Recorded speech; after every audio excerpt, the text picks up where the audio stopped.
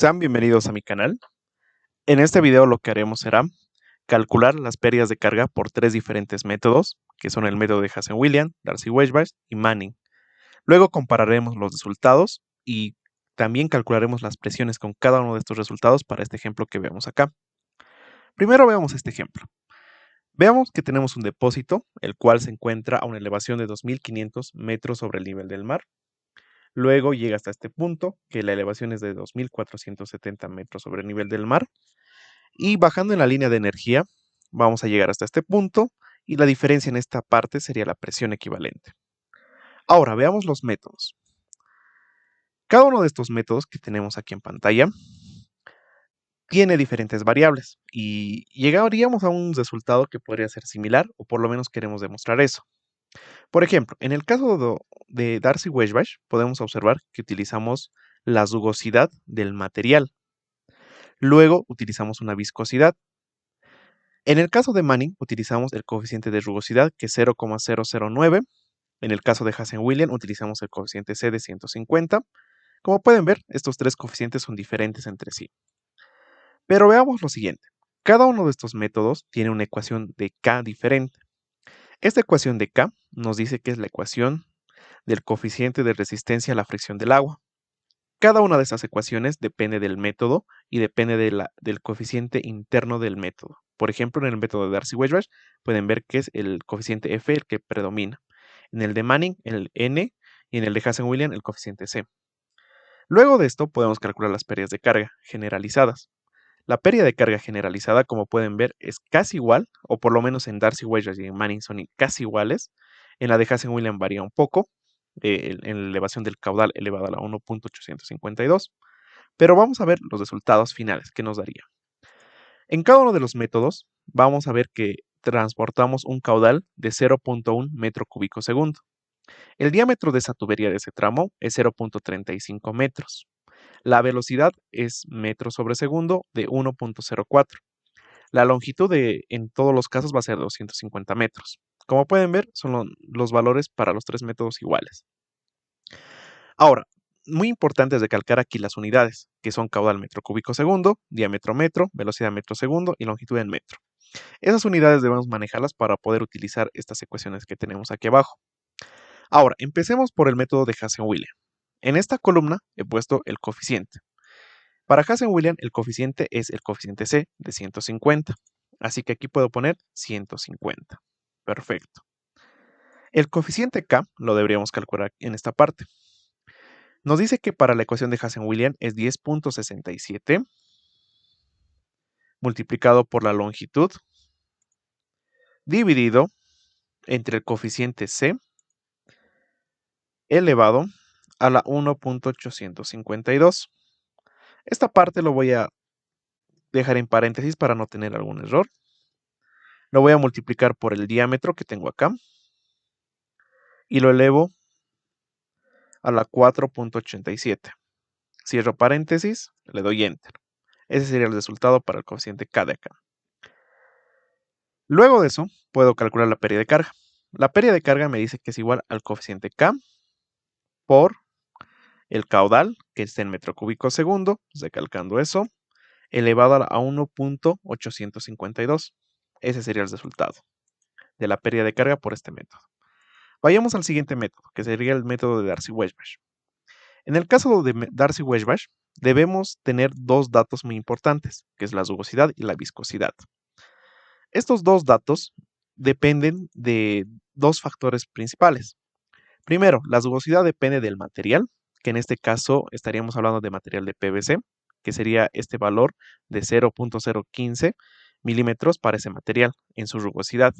Igualmente, para Manning y para Hazen-Williams, estos coeficientes son para ese material PVC. La viscosidad que tenemos acá depende del líquido que estamos, o que va a estar en la tubería, ¿no? Que va a fluir. Este líquido, en este caso es agua, y su viscosidad para cierta temperatura es este valor. Ahora, en base a esto calculamos primero el número de Reynolds. El número de Reynolds se calcula ¿cómo? Se calcula multiplicando la velocidad por el diámetro, que lo tengo acá, y lo divido entre la viscosidad, que igualmente lo tengo aquí. El resultado que me da casi siempre va a ser un valor grande. Pero debemos considerar algo, que el número de Reynolds te da la ecuación con cual vas a trabajar. Pero en tuberías que trabajamos a presión, casi siempre llegamos a un flujo turbulento. Es decir, el número de Reynolds representa a un flujo turbulento. Casi siempre llegamos a eso. Cuando llegamos a un flujo turbulento, podemos usar la ecuación de Colebrook-White o esta ecuación que vemos aquí en pantalla. Puede ser indistinto cuál quieran utilizar ustedes, pero la ecuación que vemos aquí en pantalla es una ecuación directa o de cálculo directo en la cual no debemos realizar alguna iteración, así que es por eso que prefiero utilizar esta. Esta ecuación la pueden aplicar para flujo turbulento. Y si ustedes quieren ver las otras ecuaciones para flujo laminar y de transición, en el canal tengo un video viendo acerca de esta parte de las diferentes ecuaciones según el número de Reynolds. Lo pueden buscar eso en el canal. Ahora, voy a calcular el coeficiente de fricción. El coeficiente de fricción me dice que es 0.25 dividido entre el logaritmo 10, por si acaso de acá, abro paréntesis y aquí coloco la rugosidad, esta rugosidad que tengo aquí arriba. Lo debo dividir entre 1000 porque esta rugosidad se encuentra en milímetros. Y acá en esta ecuación, si tenemos un valor de milímetros, al dividir con el diámetro tendrían que ser la misma unidad. Y el diámetro observamos que tenemos en metro, así que por eso estoy dividiendo entre 1000. Entonces lo divido entre 3.71 multiplicado por este diámetro, que aquí arriba también lo tengo, más 5.74 dividido entre el número de Reynolds que hemos calculado, elevado a la 0.9. Cierro paréntesis y todo eso lo elevo al cuadrado, como vemos acá, en el denominador. Entonces su coeficiente para Darcy-Weisbach va a ser este valor del coeficiente de fricción. Lo voy a colocar en valor general. Prefiero verlo de esa manera. Ahora, para el coeficiente K en Darcy-Weisbach es esta ecuación que vemos aquí. Así que lo coloco 0.08263 multiplicado por el coeficiente de fricción que tengo acá, multiplicado por la longitud y dividido entre el diámetro elevado a la quinta. Ese sería el coeficiente K. Como pueden ver, con el de Hazen-Williams es diferente. Para el caso de la pérdida de carga, pueden ver de que en los tres casos va a ser casi lo mismo, a excepción del valor elevado al caudal. Entonces lo voy a copiar para los tres y lo voy a modificar directamente. Para Darcy-Weisbach no es 1.852, es elevado al cuadrado. Igualmente para Manning es elevado al cuadrado, como vemos acá. Ahora, este sería el valor de pérdida de carga para Darcy-Weisbach. Como pueden observar acá, ya se aproxima o se ve muy similar al de Hazen-Williams. Pero primero, antes de llegar a una conclusión, calculemos la última, la ecuación de Manning. Para Manning solamente necesitamos el coeficiente de rugosidad, este coeficiente n, que en este caso es este valor de acá, 0.009.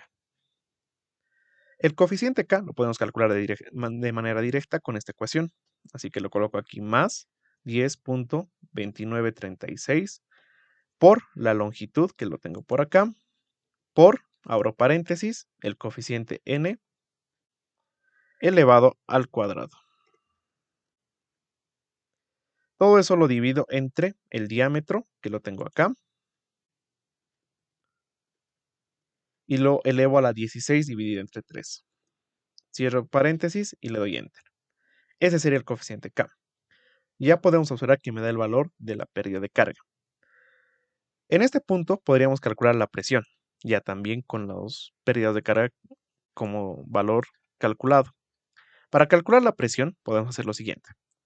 A este valor de 2500 metros sobre el nivel del mar, si yo les desto la pérdida de carga, llego hasta este punto. Y si les desto la elevación de 2470, llegaría a calcular la presión. Entonces esa sería la operación para calcular la presión. Entonces voy acá, le coloco 2500 menos la pérdida de carga menos 2470. Esa sería la presión. Por si acaso es la presión en metros columna de agua. Lo voy a jalar para que se calcule para los tres métodos. Y ahora, ya habríamos concluido. Veamos las observaciones y qué resultados nos dieron. Primero veamos el coeficiente K. El coeficiente K puede ser muy diferente para los tres métodos, aunque para Darcy-Weisbach y para Manning se pueden aproximar, como vemos acá. Pero de manera general pueden ser cualquier valor. En el caso de pérdidas de carga, observamos que entre los tres métodos, la pérdida de carga es muy próxima entre sí. En el caso de Darcy-Weisbach y de Manning se aproximan mucho más. Con Hazen-Williams no podemos decir que es un valor muy disperso, pero sí se aproxima. Entonces podríamos llegar a la conclusión de que cualquier método que utilicemos nos va a dar pérdidas de carga aceptables. Podríamos llegar a esa conclusión, sin importar los datos o diámetros que tengamos, o caudales, etc.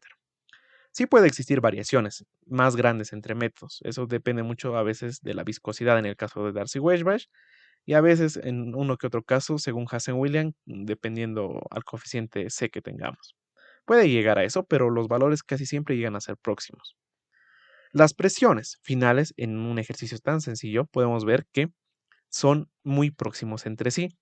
Prácticamente son los mismos resultados que varían entre un segundo decimal, es decir, estaríamos trabajando a un error del 0.01 aproximadamente. Entonces, estas presiones podríamos decir que son aceptables por los tres métodos. Y con toda esta información que hemos visto, podríamos llegar a la conclusión de que cualquiera de los tres métodos es aplicable para el diseño de tuberías a presión, siempre y cuando la podemos interpretar de manera correcta, y también podríamos llegar a la conclusión que los tres métodos, sin importar los datos que tengamos, pueden darnos valores próximos entre sí. Esto lo hago más que todo porque en algunos videos me preguntaban si algún método no era aplicable para tal o algún otro método no era aplicable para cierto rango, etcétera. Pero como podemos observar, los resultados por tres diferentes métodos van a ser muy próximos entre sí. Casi por no decir que son iguales, ¿no? Eso sería todo por el video. Si les gustó, les invito a que le puedan darle like, puedan compartir este video y también seguirme en mis redes sociales. También les invito a que puedan ver en mi canal los videos acerca de tuberías a presión, particularmente lo que hablo de pérdidas de carga, porque en este video tomé mucho de las ecuaciones, deducciones, etcétera, que hice en otros videos.